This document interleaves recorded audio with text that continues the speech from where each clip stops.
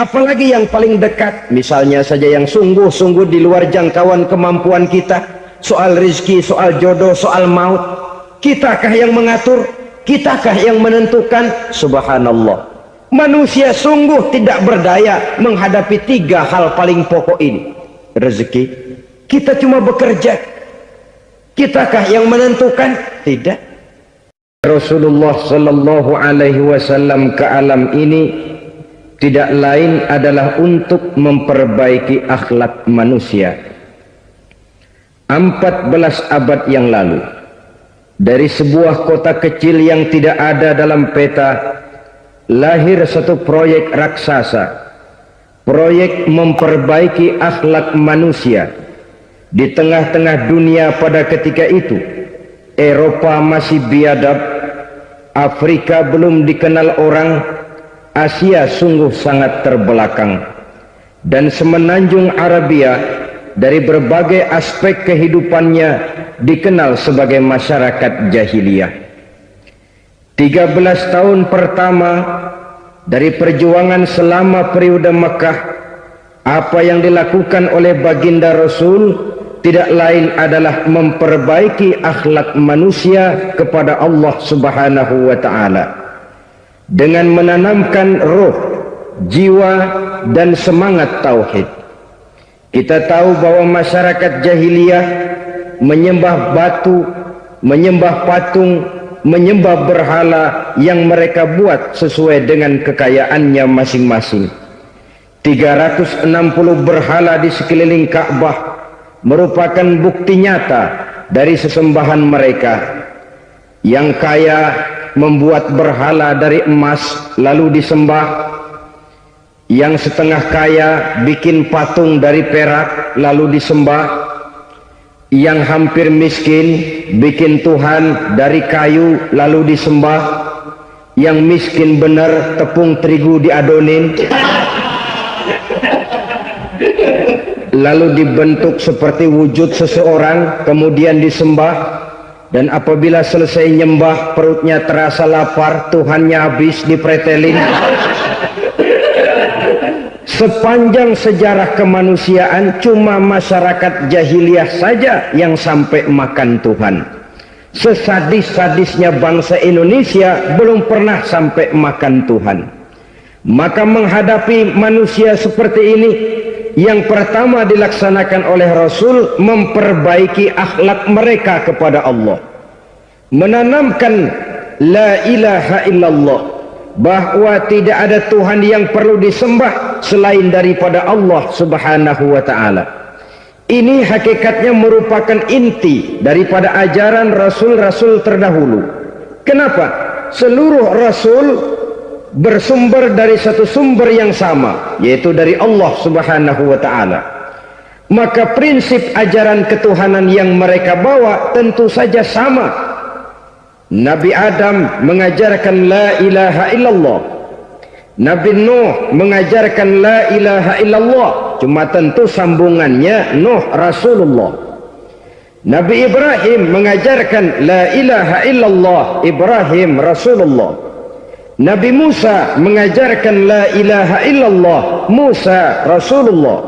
Bahkan Nabi Isa mengajarkan la ilaha illallah, Isa Rasulullah. Dan Nabi Muhammad mengajarkan la ilaha illallah, Muhammadur Rasulullah. Akhlak manusia kepada Allah dengan menanamkan tauhid.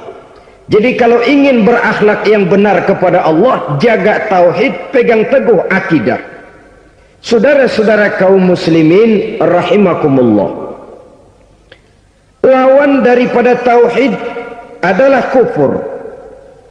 Kufur bisa dua, bisa kufur iman, bisa kufur nikmat. Kufur itu sifatnya, kafir itu orangnya. Ada orang kufur iman, dan ini merusak akhlak kepada Allah Subhanahu wa ta'ala. Kufur iman itu kadang-kadang bentuknya syirik, orangnya disebut musyrik. Kufur iman itu kadang-kadang bentuknya nifaq, orangnya disebut munafik.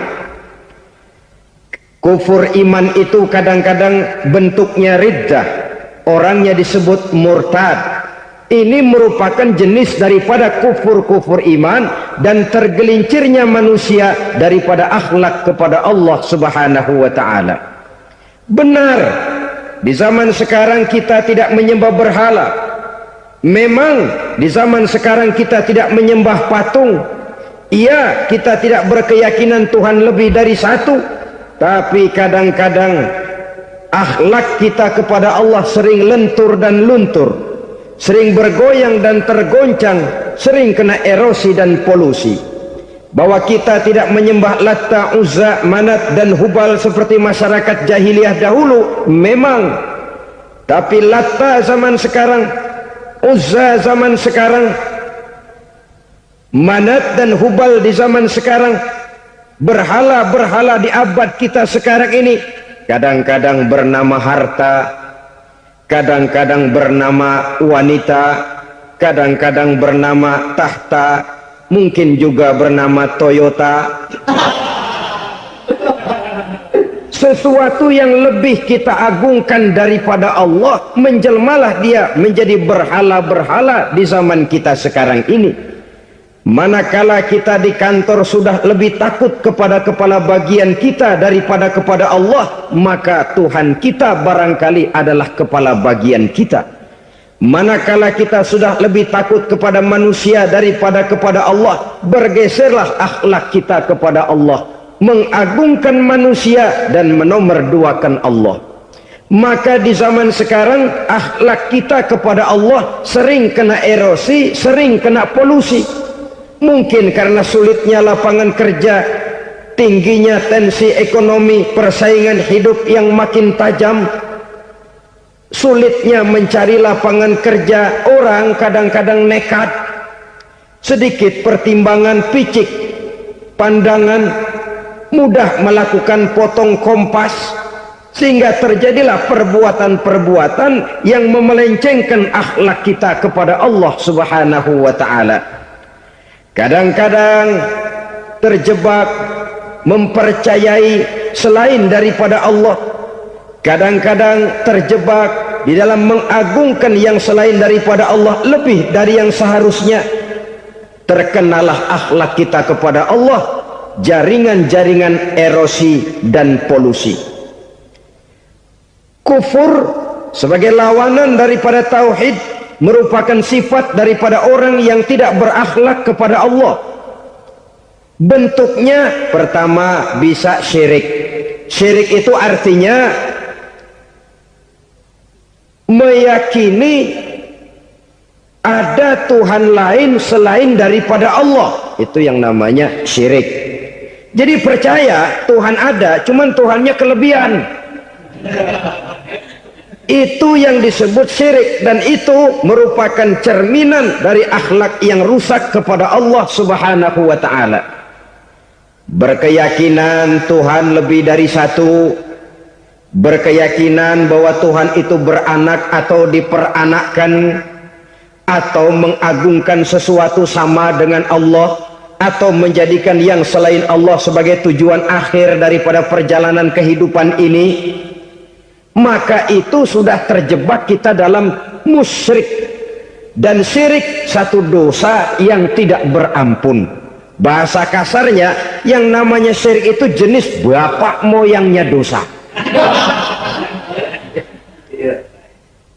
Saudara-saudara, sebab itu saya pesan, kalau memang terpaksa, biasanya yang tinggal di kota-kota besar itu kalau tidak kepengen dosa kan susah.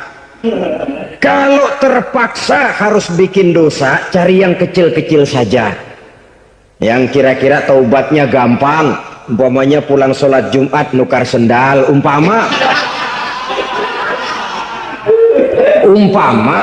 yaitu jelas dosa. Tapi dosa yang taubatnya agak mudah. Jangan sampai terjebak ke dalam syirik, menyekutukan Allah. Kalau sudah menyekutukan Allah, Allah dimadu, murka benar Allah kepada kita.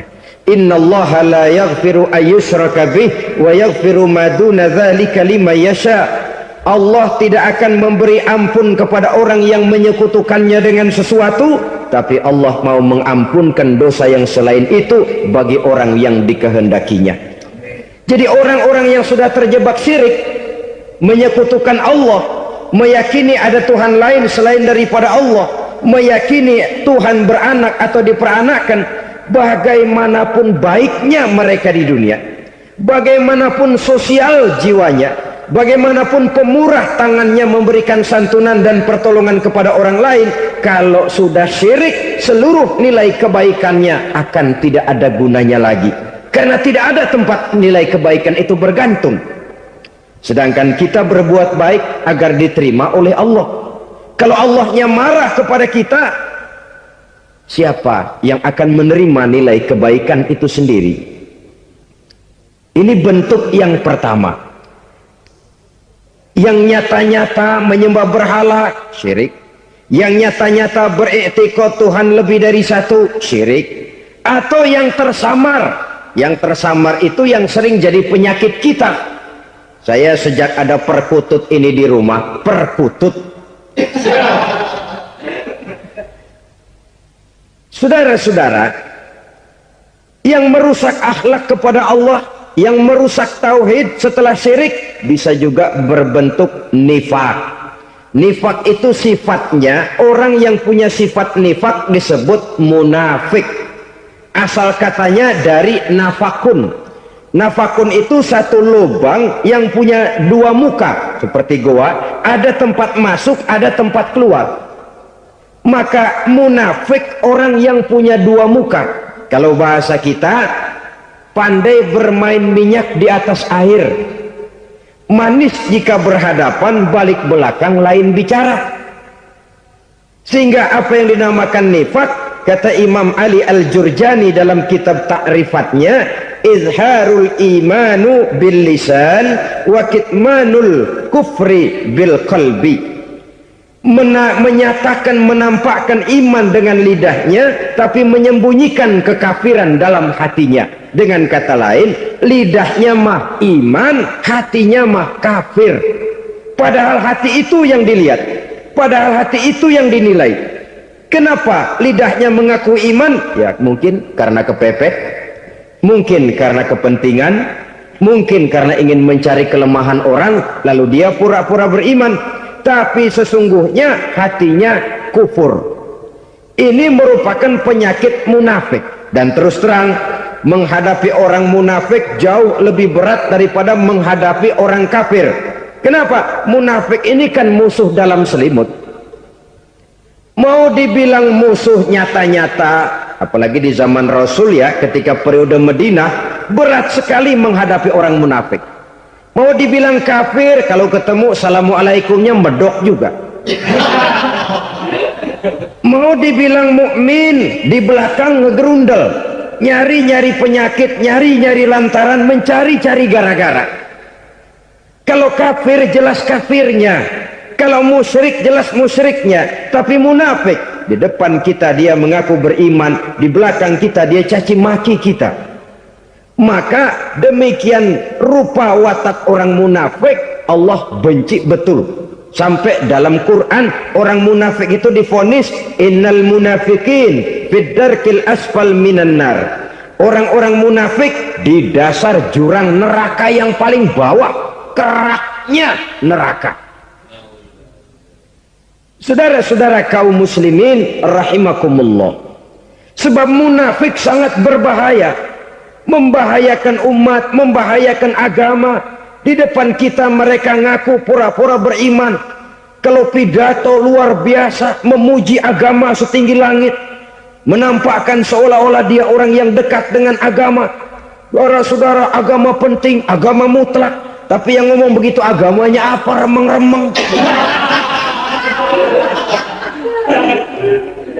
Cuma sekedar lipstick, cuma sekedar dekorasi, cuma sekedar kamuflase buat ngibuli orang lain. Dia mengaku beragama, mengatakan agama mutlak, menganggap agama penting, seolah-olah memperhatikan benar tentang tatanan kehidupan beragama, tapi sebenarnya di hatinya tidak lebih berkecamuk penyakit-penyakit kufur. Maka sifat munafik ini termasuk menodai tauhid, artinya merusak akhlak kita kepada Allah Subhanahu wa ta'ala. Sifat yang ketiga yang juga merusak akhlak kita kepada Allah dinamakan riddah. Riddah itu sifatnya, orang yang punya sifat riddah disebut murtad. Murtad keluar dari Islam. Keluar dari Islam tentu tadinya di dalam Islam. Oleh satu perbuatan dia bisa menjadi murtad. Misalnya tadinya dia iman benar kepada Allah, tapi melarat. Kadang-kadang sehari masak, 3 hari libur. Akhirnya oleh kesulitan ekonomi dia tidak kuat. Ada yang menawarkan kebaikan, dibawain supermi, dibawain obat-obatan, diberikan beras. Goyah imannya, keluar dia dari Islam, ikut agama orang yang memberikan pertolongan kepadanya, memilih kesenangan sebentar dengan mengorbankan kebahagiaan yang kekal. Maka orang semacam itu riddah sifatnya, murtad orangnya, keluar dari Islam. Dan yang menyebabkan kita murtad bukan cuma orang nyata-nyata memproklamirkan diri keluar dari Islam tapi lalu mengikuti agama orang lain. Bukan cuma itu, mengakui ada Rasul lagi sesudah Nabi Muhammad bisa menyebabkan kita murtad. Mengingkari nikmat Allah bisa menyebabkan kita murtad. Meyakini semua agama benar bisa menyebabkan orang menjadi murtad. Meragukan kesempurnaan dan kelengkapan Al-Quran bisa menyebabkan orang jadi murtad. Mengingkari sunnah bisa menyebabkan orang menjadi murtad. Banyak hal-hal yang bisa mendatangkan penyakit riddah dan membuat pelakunya menjadi murtad. Dan ini menodai akhlak kita kepada Allah Subhanahu wa ta'ala. Itu tadi kufur iman, saudara-saudara. Nyata-nyata mengingkari Allah, baik dalam bentuk syirik, nifak ataupun riddah. Kufur yang kedua dinamakan kufur nikmat. Apa itu kufur nikmat? Sitru nikmatil mun'im au ya'malu fi mukhalafatil mun'im. Menutup-nutup nikmat Allah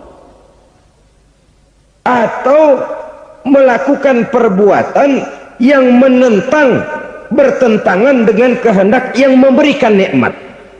Jadi kufur nikmat pertama, nutup-nutupin Tuhan. Tuhan jalingin. Duit lu banyak amat, dari mana? Gua kerja. Lalu kerjanya nomor 1.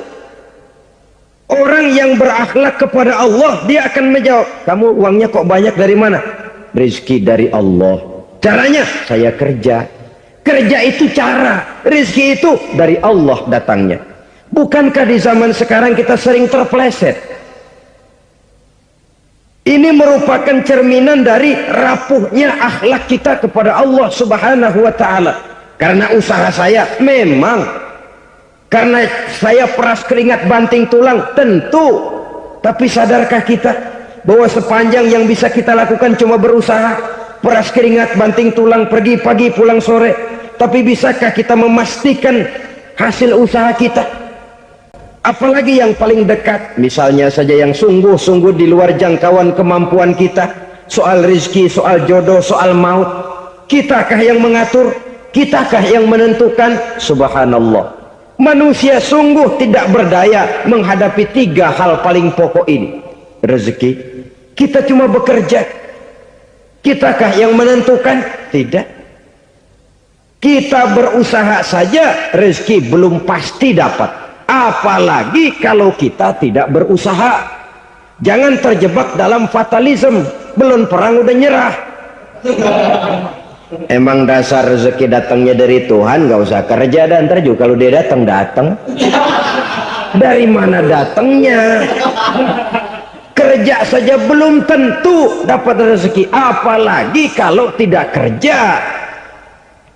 Yang jelas usaha perlu kepastian, itu urusan Allah. Ini akhlak kepada Allah Subhanahu wa ta'ala. Jodoh juga begitu, kita berusaha, kita berupaya, Allah menghendaki lain jadinya. Maut juga begitu. Siapa sih yang pengen ngadepi maut? Siapa sih yang pengen mati?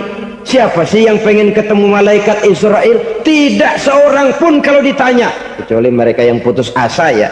Kalau otaknya masih normal, mau mati mesti belakangan dulu dikit.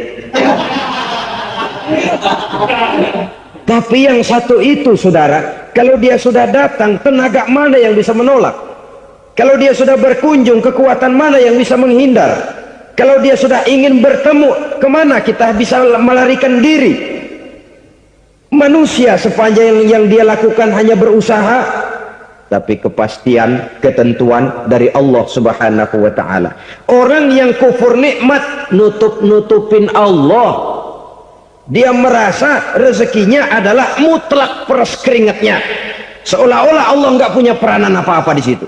Oh, ini kan saya bisa rumah begini karena saya kerja keras. Oh, ini mobil saya begini saya kerja keras. Peras keringat, banting tulang, keras.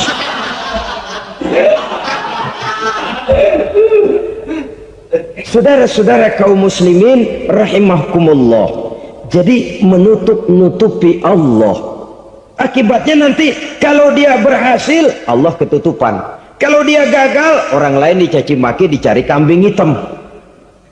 Kambing hitam kan mahal, karena orang sering cari-cari kambing hitam.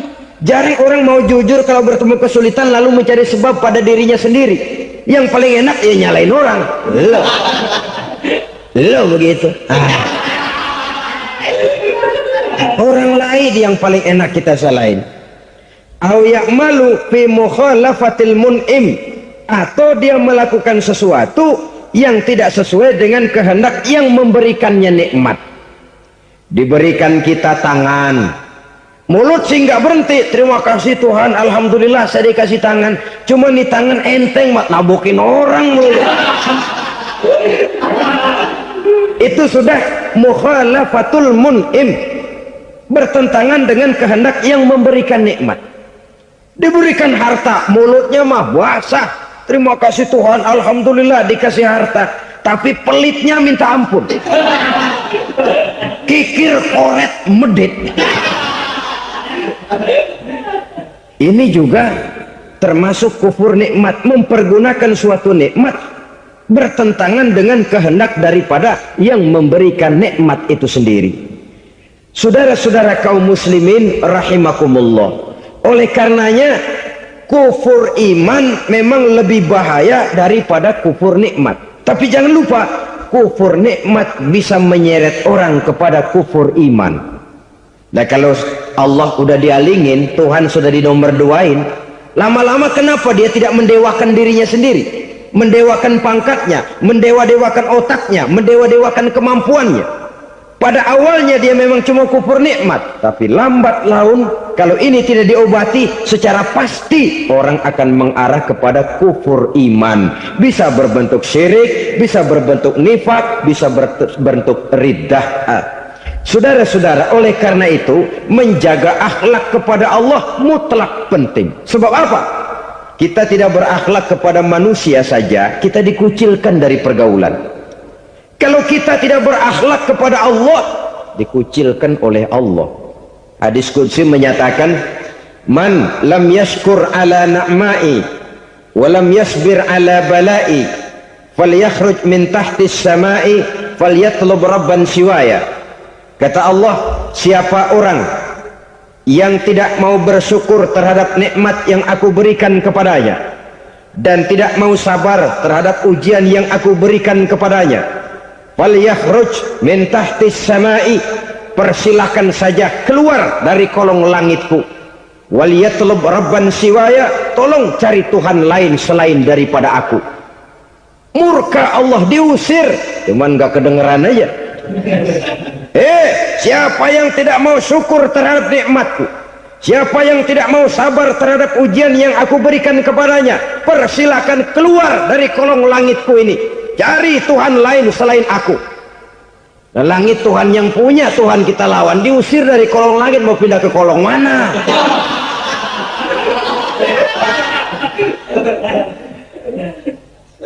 Jadi jangan merasa kufur nikmat kan enteng. Iya, kelihatannya begitu, tidak sebahaya kufur iman. Tapi kufur nikmat ini merupakan anak tangga yang kalau kita sudah mulai naik, kita akan naik terus sampai kepada tingkat di mana kita mengalami kufur iman. Kalau sudah ke sana, maka akhlak kita kepada Allah terkenalah erosi, terkena polusi, hancur akhlak kepada Allah, dan itulah sumber kesengsaraan abadi. Kalau cuma kita tidak berakhlak kepada manusia, barangkali resikonya cuma kehidupan di dunia ini. Mungkin juga ada kehidupan akhirat. Tapi kalau sudah tidak berakhlak kepada Allah, dunia akhirat kita rugi dan celaka. Maka pada kesempatan ini saya mengajak, marilah jaga baik-baik akhlak kita kepada Allah. Satu kali kita bertauhid, sampai mati kita bertauhid. Satu kali la ilaha illallah, jangan tergelincir lagi kita keluar daripada kalimat itu. Satu kali kita bertuhankan Allah, jangan bertuhan yang lain selain daripada Allah.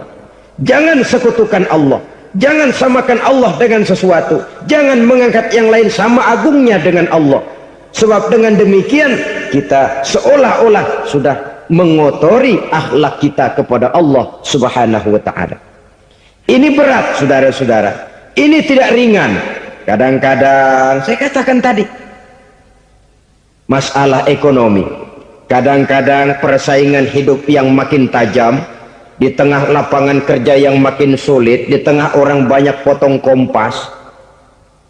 Kalau berpatokan kepada nilai tauhid, la ilaha illallah, tidak ada Tuhan selain Allah, maka saya tidak akan takut kecuali hanya kepada Allah. Saya tidak akan menggantungkan hidup kecuali hanya kepada Allah. Saya tidak akan minta rezeki kecuali hanya kepada Allah. Kadang-kadang situasi yang nekat membuat kita kehilangan keseimbangan, kehilangan pertimbangan, picik pandangan. Akibatnya kita merusak akhlak kepada Allah Subhanahu wa ta'ala. Ironinya kan orang sekarang kalau ditanya, lu nyolong ya? Iya. Kok berani? Emang. Lu nggak tahu Tuhan lihat? Tahu. Kok nyolong juga? Biarin. Kalau Tuhan mah lihat, jangan ribut. Enggak ribut katanya. Kalau orang lihat, 2 orang saja tahu, geger kelurahan. Ini kan sudah mendustai dirinya sendiri, sudah merusak akhlaknya kepada Allah Subhanahu wa ta'ala. Tuhan enggak ribut katanya. Saudara hadirin yang saya hormati, jadi oleh karenanya akhlak kita kepada Allah merupakan basis daripada kehidupan beragama. Kalau itu sudah mulai rapuh, mulai terkena erosi dan polusi, mulai rusak, dikhawatirkan nanti nilai ibadah kita kepada Allah juga akan turut ambruk karenanya. Saudara-saudara kaum muslimin rahimakumullah, tugas yang kedua, memperbaiki akhlak manusia kepada sesama manusia. Kita tahu Islam sesuai dengan namanya adalah agama damai. Maka akhlak manusia kepada sesama manusia menempati porsi yang penting dalam kehidupan beragama. Bagaimana seorang muslim bergaul, bertata krama terhadap sesama manusia. Mari kita lihat lebih jauh persoalannya. Untuk memudahkan pembicaraan dari kacamata agama, kita kelompokkan saja manusia itu dalam 2. Pertama yang seiman, dan yang kedua yang tidak seiman. Yang tidak seiman itu kita sebut saja kufur atau kafir. Nah, kepada yang kafir pun kita diajarkan untuk berakhlak, apalagi kepada yang memang nyata-nyata seiman, sekeyakinan, seakidah.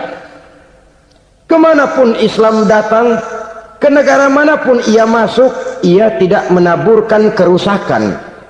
Jadi tidak benar kalau orang pernah itu menggambarkan, saking sentimennya seorang orientalis pernah menggambarkan Nabi Muhammad di tangan kirinya Quran, di tangan kanannya pedang, menggambarkan seolah-olah Islam dikembangkan dengan kekerasan.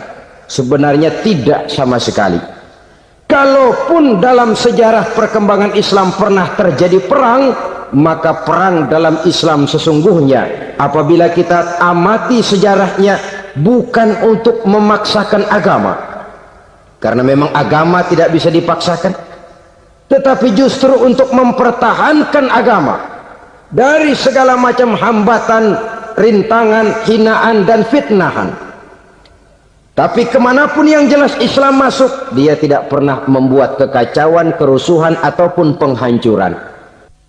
Candi Prambanan bahkan dipugar, gereja-gereja tidak ada yang dihancurkan oleh umat Islam. Kenapa? Islam agama damai. Soal agama, soal lakum dinukum waliyadin, la ikraha fid din, qad tabayyana ar-rusdu minal ghayy. Tidak ada paksaan dalam beragama, sebab nyata yang benar dengan yang tidak benar. Belum pernah ada orang kafir masuk ke perkampungan orang Islam lalu dikejar-kejar, diteriakin kafir, kafir, sunatin.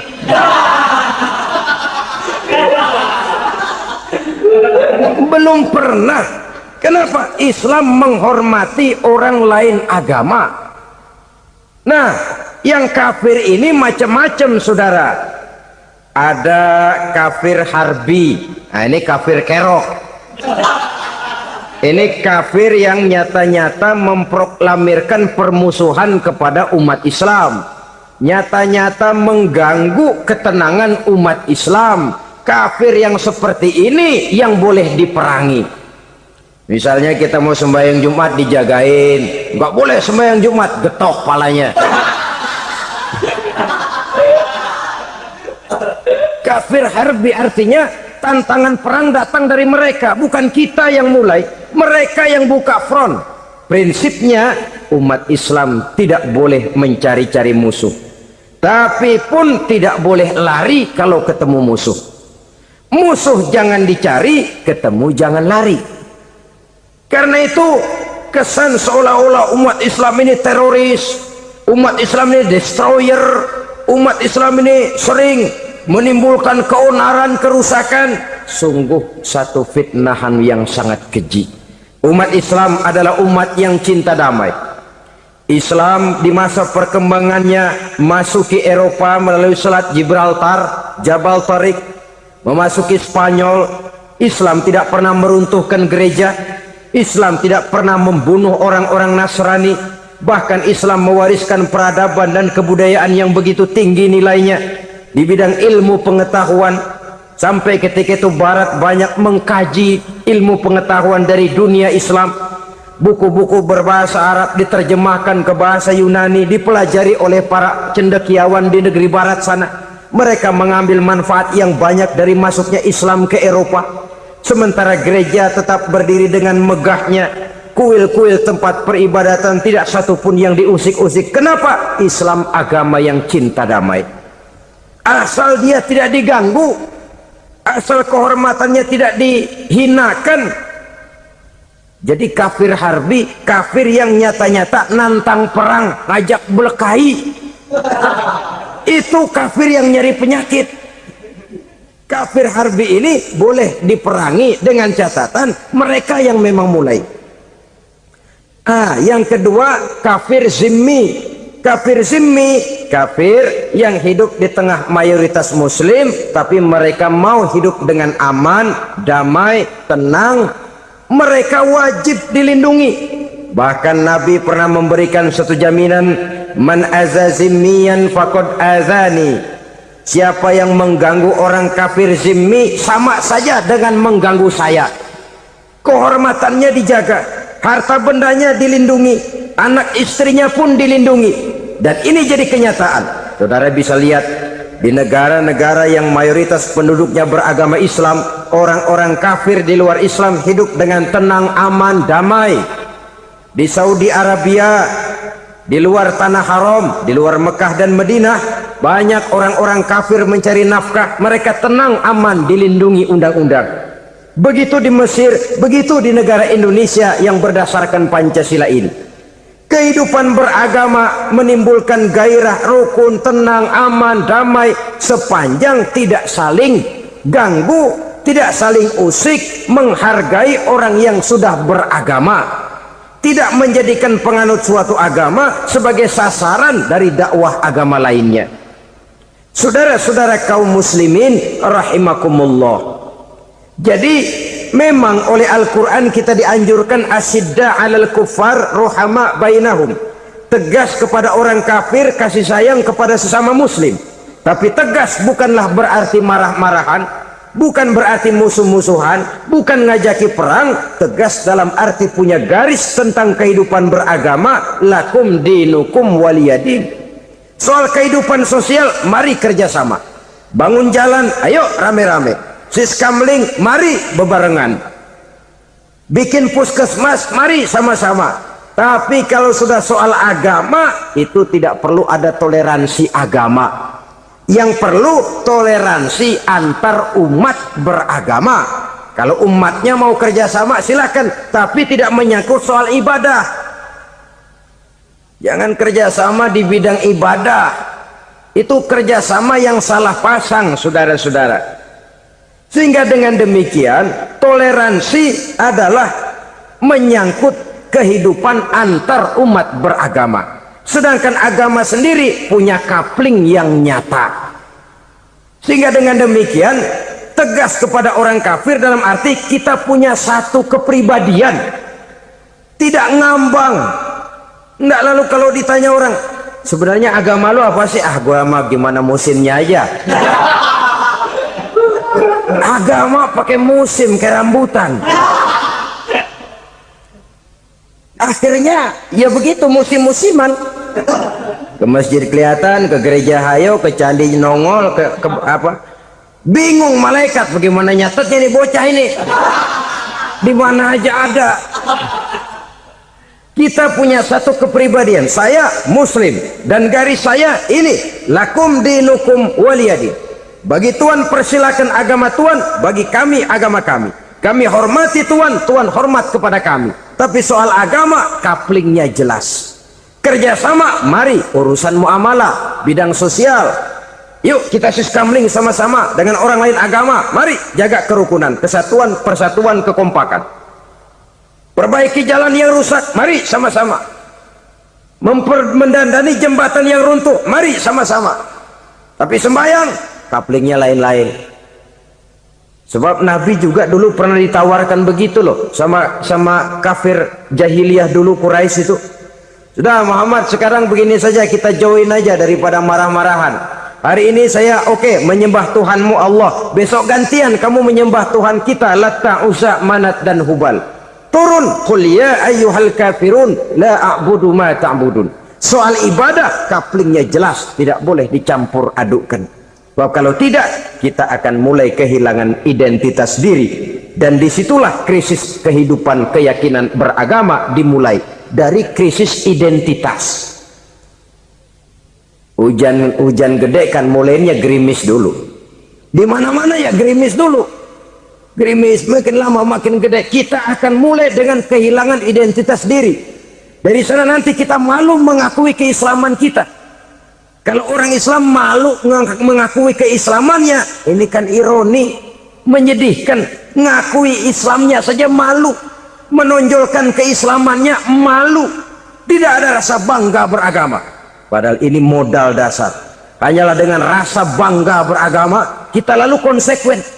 Bukan bangga yang tidak konsekuen. Wah, pokoknya kan gua kan Islam, agama yang paling benar. Tapi hidupnya sendiri jauh dari tuntunan Islam.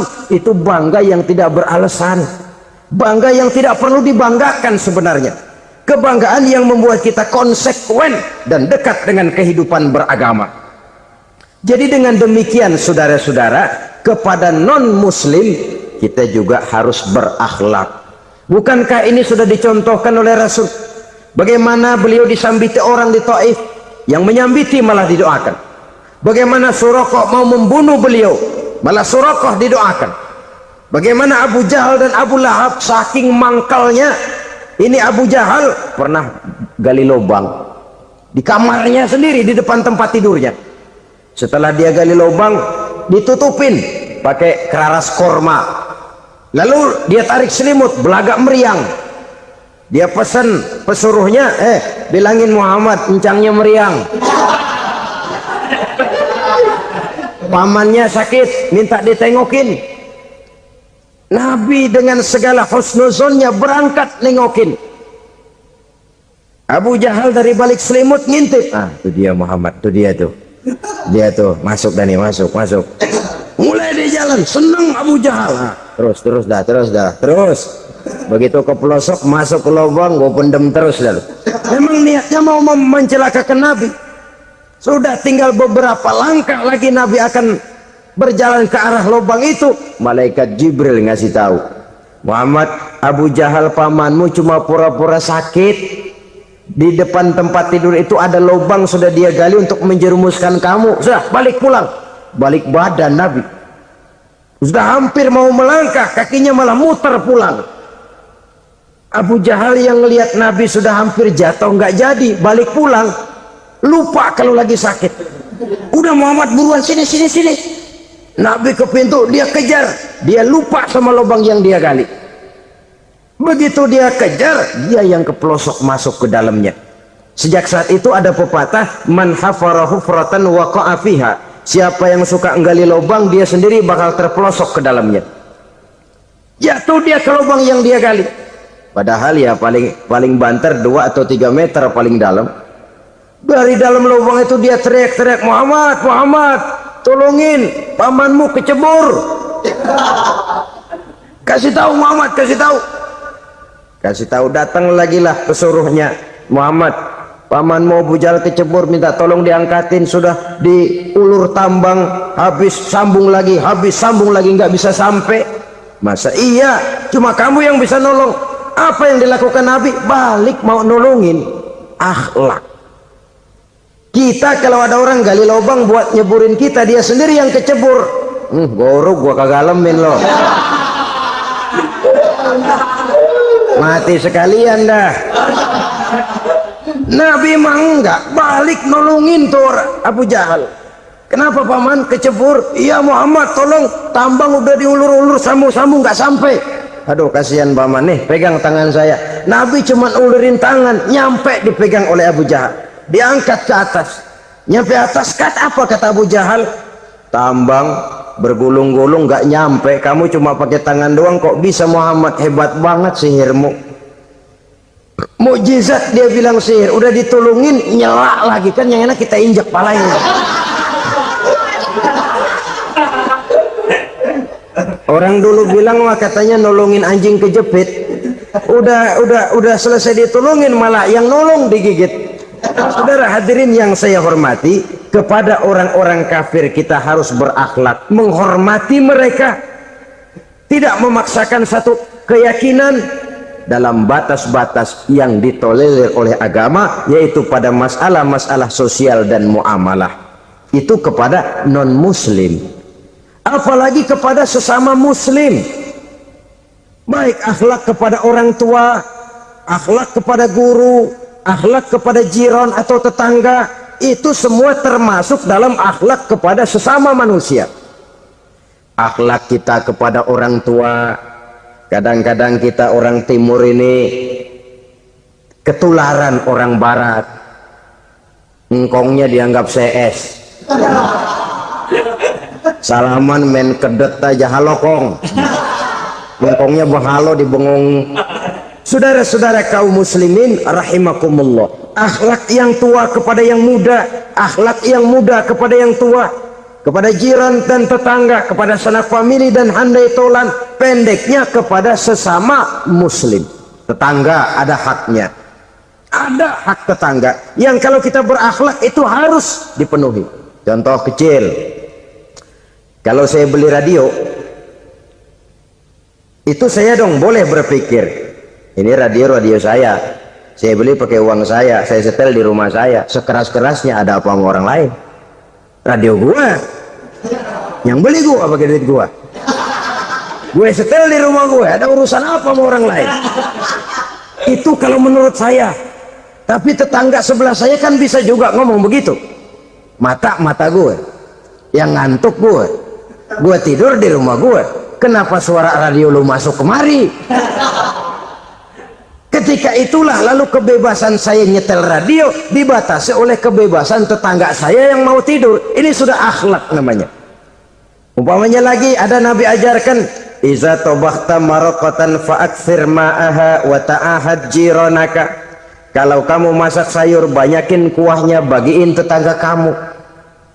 Bukan bagiannya itu yang jadi soal, tapi akhlak kepada tetangga. Udah tahu tetangganya kelaparan, diseksa, goreng ikan asin, se-RW baunya ngayap, kembang kempis orang nungguin. Saudara hadirin ma'asyiral muslimin rahimakumullah.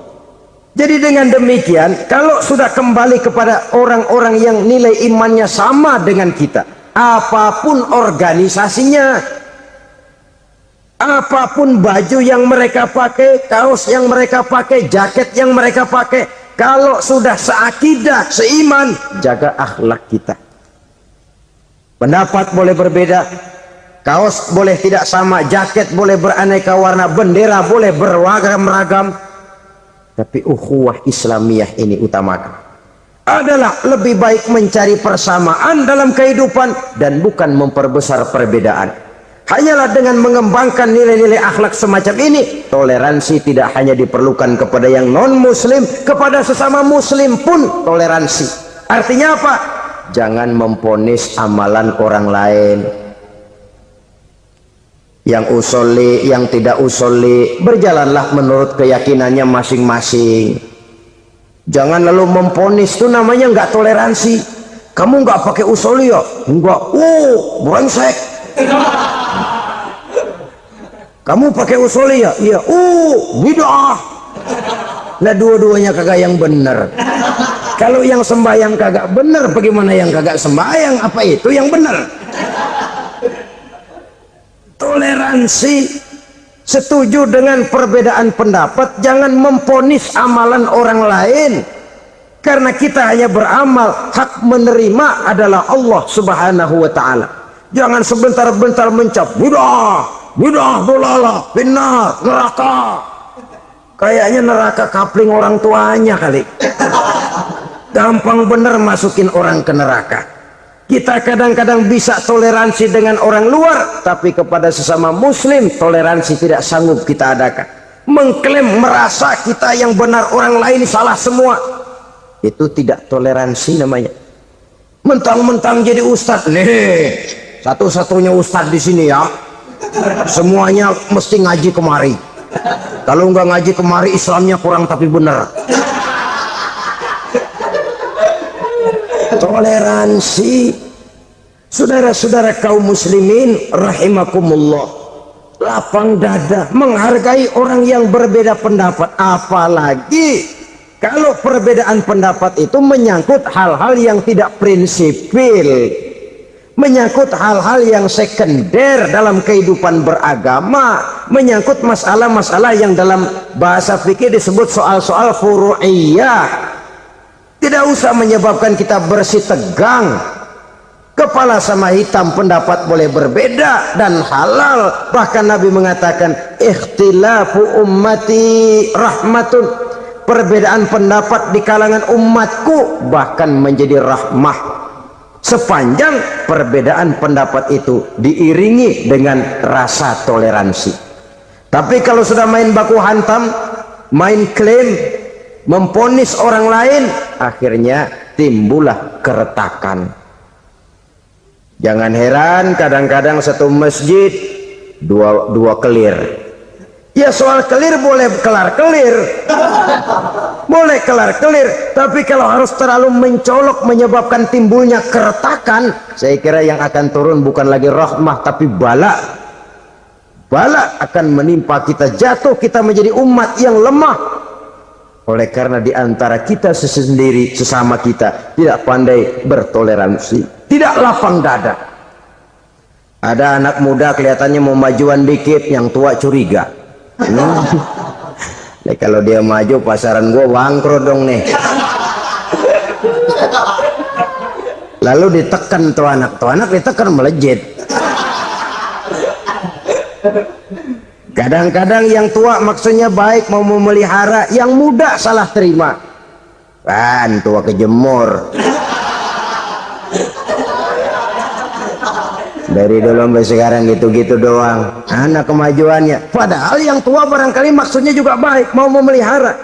Sebenarnya kalau kita bisa mencoba mencari titik temu dengan alur komunikasi, tidak merasa diri yang paling benar, tapi toleransi, boyak menerima pendapat orang lain, setidaknya mau mendengar omongan orang. Yang susah kalau udah kena penyakit nggak mau ngerti omongan orang, nggak mau nerima pendapat orang. Kodok di kolong tempayan, cukeng kayu asem, asal ijo udah ijo aja, ijo dah. Nggak ngerti omongan orang. Yang kayak begini yang orang jadi kesandung. Oleh karena itu saudara-saudara, alangkah nikmatnya kehidupan ini apabila kita menyadari kita ini ummatan wahidah, satu umat yang satu, yang diikat dengan akidah. Kalau kepada yang non muslim saja kita diajarkan untuk berakhlak, apatah lagi kepada yang seiman, seakidah, sekeyakinan. Wajarkah perbedaan pendapat yang kecil-kecil lalu menyebabkan kita bertolak belakang, cerai-berai, centang perenang? Bila bertemu di jalan yang satu menyisih ke kiri, yang lain menyingkir ke kanan.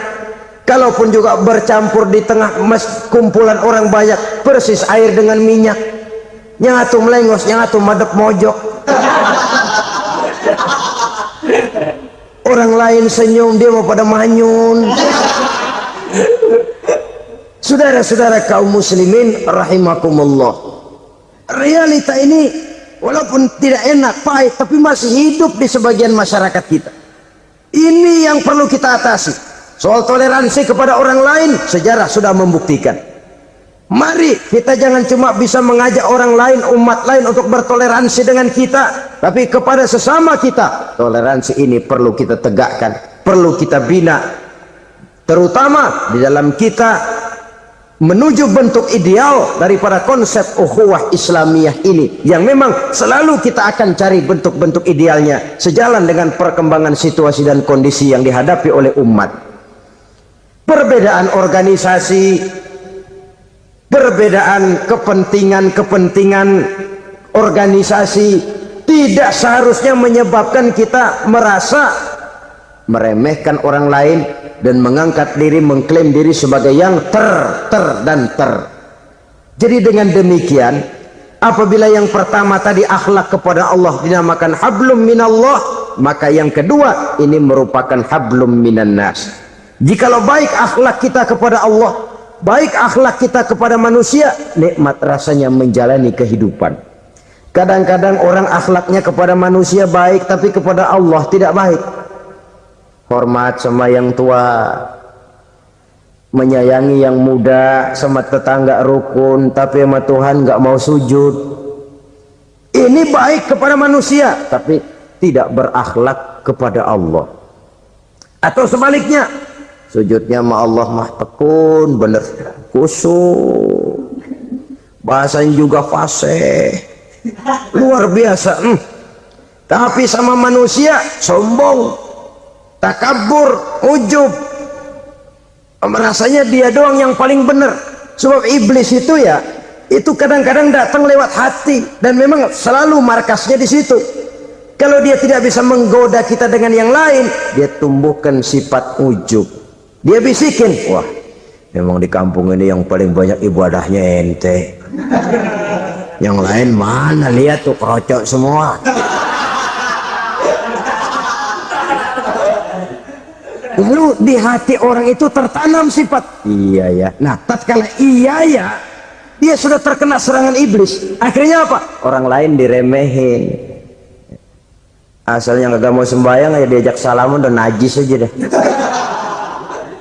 Ketemu juga mukanya ditekuk 4. Akhirnya bukan ngajak malah ngenyek, nyina. Lah orang dihina makin jauh, makin tidak tersentuh. Bukan cara itu yang diajarkan oleh Rasul. Bahwa orang tidak mau sholat, tugas kita mengajak. Soal dia tidak sholat, ya itu dosa dia kepada Allah. Saudara-saudara kaum muslimin, ujub disuntikkan oleh iblis ke dalam hati kita. Sujudnya kepada Allah benar, tapi akhlaknya kepada sesama manusia merasa paling benar sendirian, merasa orang lain salah semua. Pokoknya kalau di luar lingkungannya udah kagak bener aja udah bahaya. Saudara-saudara, ini juga penyakit yang disuntikkan oleh iblis. Sebab iblis itu tipu dayanya luar biasa, strateginya lihai. Makin tinggi kualitas iman, ya makin berat upaya iblis untuk menjerumuskan kita. Karenanya saya mengajak, marilah kita bertoleransi, baik kepada non-muslim, lebih-lebih lagi kepada sesama muslim yang kebetulan berbeda baju, berbeda kaos, berbeda organisasi, lain bendera yang dibawanya. Tapi toleransi mari kita canangkan. Kita terikat oleh ukhuwah Islamiyah. 2. Yang ketiga, akhlak manusia kepada makhluk Allah lainnya di luar manusia. Islam, saudara-saudara, dengan berakhlak kepada Allah, berakhlak kepada sesama manusia, berakhlak kepada makhluk Allah di luar manusia, baik flora maupun fauna, maka mudah-mudahan akan terciptalah satu ekosistem, satu lingkungan hidup yang membuat kita nikmat menjalani kehidupan ini. Inilah saja yang kita bicarakan pada pertemuan kali ini. Terima kasih atas segala perhatian, mohon maaf atas segala kekurangan. Marilah kita membina nilai-nilai akhlak walaupun berat tantangannya. Sungguh lebih baik rakyat rendah yang berakhlak tinggi daripada pejabat tinggi yang berakhlak rendah.